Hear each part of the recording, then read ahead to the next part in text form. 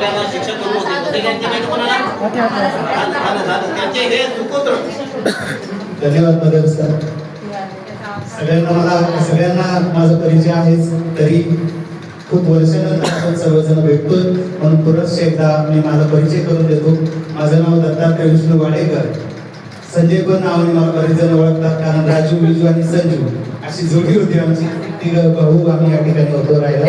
आणि माझं बालपण या आडगावमध्ये गेलं हे माझं फार मोठं भाग्य आहे, कारण आपण सर्वजण मीडियासारखे मित्र मैत्रिणी मला या ठिकाणी लाभले आणि माझं आयुष्य उजळून निघालं. या अगोदर माझे वडील वैजापूर तालुक्यामध्ये होतं. वैजापूर तालुक्यात होते, अतिशय छोटं गाव होतं, लाईट सुद्धा त्या ठिकाणी नव्हती, दिव्याच्या चिमणीवरती अभ्यास करायला लागायची, इतकी बिकट परिस्थिती होती. पण या ठिकाणी आडगावला आल्यानंतर ती सगळी परिस्थिती बदलली, कारण हे गाव वेल एज्युकेटेड होतं. या ठिकाणी भरपूर लोक नोकरीला होते आणि प्रेरणा मिळत गेली की आपण सुद्धा यांच्यासारखं शिकलं पाहिजे, कुठंतरी चांगल्या पदावरती गेलं पाहिजे. इथे आल्यानंतर सगळ्यात मोठी अडचण होती, वडिलांची बदली झाली, आडनाव सांगितलं वाडेकर. रूम बघायला सुरुवात केली, वाडेकर आडनावाची इथे आहे, तिकडे बघायला गेले आणि सांगितलं नाही, आम्ही दिली आहोत, रूम दुसरीकडे घेऊन द्या. मंजितराव भाऊंच्या त्या ठिकाणी शेजारी रूम दिली आणि जातीपातीच्या भिंतीत आम्ही पाळत नाही.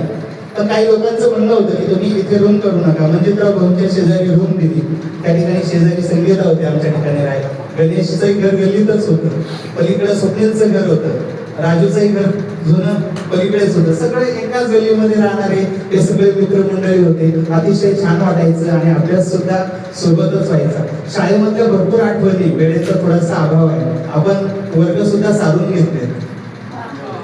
इतकी वाईट परिस्थिती होती, वर्ग खोल्या नव्हत्या, सारून आपण या ठिकाणी बसायचो. एक वेगळा आनंद होता आणि हा आनंद खरंच आपल्यासारख्या बॅचचा आनंद मला तरी वाटत नाही इतर कुठल्या बॅचला कदाचित मिळेल. आणि आपल्या बॅचचे बरेच जण चांगल्या पदावर, बरेच जण निर्व्यसनी, त्या सगळ्यांचं अभिनंदन केलं पाहिजे.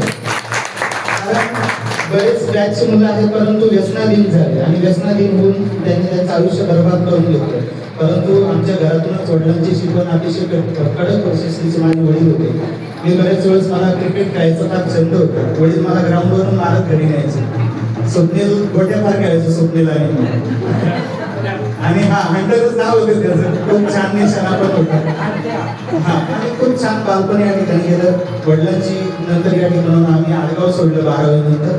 आणि 12वी सोडल्यानंतर तुम्ही तर माझ्या हृदयात आहात, आडगावची बॅच. पण यानंतर 12वीचे मित्र भेटले, 12वी झाल्यानंतर बीएडचे मित्र भेटले, नंतर शिक्षक झाल्यानंतर शिक्षक म्हणून मित्र लाभले. परंतु तुम्ही सगळे हृदयात आहात आणि ते कायम स्वरूपी राहणार. बाकीचे नंतर आहात, पण तुमचं स्थान हे माझ्यासाठी प्रथम आहे आणि हे स्थान कायम राहील. यानंतर सुद्धा आपण नक्कीच आज आपण मित्र भेटलो, पुढे चालून आपण जो गेट टुगेदर करू त्यामध्ये आपल्या फॅमिलीला, आपल्या मुलांना पण आपण नक्कीच आणूया, जेणेकरून त्यांचाही परिचय आपल्या सर्वांशी होईल. तर मी जिल्हा परिषद प्राथमिक शाळा परदेशीवाडी, तालुका बदनापूर, जिल्हा जालना या ठिकाणी शिक्षक म्हणून कार्यरत आहे. माझी मिसेस सुद्धा शिक्षिका आहे, तिचं नाव प्रीती दत्तात्रय वाडेकर, माहेरचं प्रीती कुंजाराम खोंबरे. आणि एकाच शाळेवर आहोत. मला 2 मुली आहेत, मोठी मुलगी 8वीला आहे आणि छोटी मुलगी 4थीला आहे. त्या पण खूप हुशार आहेत आणि अशा प्रकारे या ठिकाणी संयोजकांनी मला बोलण्याची संधी दिली. हे खरं म्हणजे श्रेय माझं एकट्याचं नाही, ते तुम्ही आलात म्हणून कार्यक्रमाला शोभा. तुम्हीच आले नसते, तयवनी, मी किंवा रामेश्वरनी, गणेश शेट्टी किंवा जे कोणी असतील त्यांनी किती प्रयत्न केले असते, पण तुम्ही आला नसतं ते कार्यक्रमाला शोभा आली नसते. म्हणून तुमच्या सर्वांचं हे श्रेय आहे, हे आमच्या चौघांचं नाही. नंतर प्रश्न होता खर्चाचा, खर्च कोणी करायचा. म्हटलं टेन्शन घेऊ नका, देवाने आपल्याला दिलंय, कोणी नसेल तर आपण करूया म्हटलं. पण सगळ्यांचं एकत्र येणं गरजेचं होतं आणि देवाची माळोबाईची कृपा आहे की सर्वजण एकत्र आहे. आणि त्यातल्या त्यात घटना अशी घडली की आपलाच मित्र आहे किशोर, त्याच्या आईचं नुकतंच निधन झालं. त्यामुळे वाटलं होतं पुढे टाकावं, परंतु बऱ्याच आमच्या बहिणींचं म्हणणं होतं की दत्ता पुढे जर ठेवलं तर आमचं येणं होणार नाही. म्हटलं ठीक आहे, काय हरकत नाही. मी किशोरला फोन केला, म्हटलं किशोर असं आहे. किशोर बोलला जे झालं ते होऊन गेलं, त्यामुळे तुम्ही माझ्यासाठी थांबू नका, तुम्ही तुमचा कार्यक्रम घ्या. ज्या होणाऱ्या घटना त्या होत राहतात. आपल्यासोबत काही शिकायला होते अशी काही रामेश्वर अर्जुन भोसले याचे त्या ठिकाणी निधन झालं. त्यानंतर मंगला गायकवाड या दिदीचं सुद्धा आपल्यासोबत असणाऱ्या दिदीचं निधन झालं.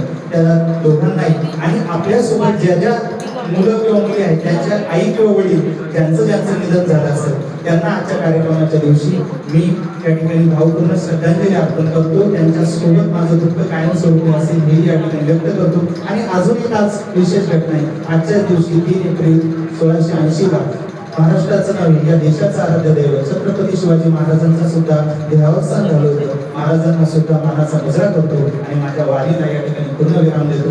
जय हिंद, जय महाराज.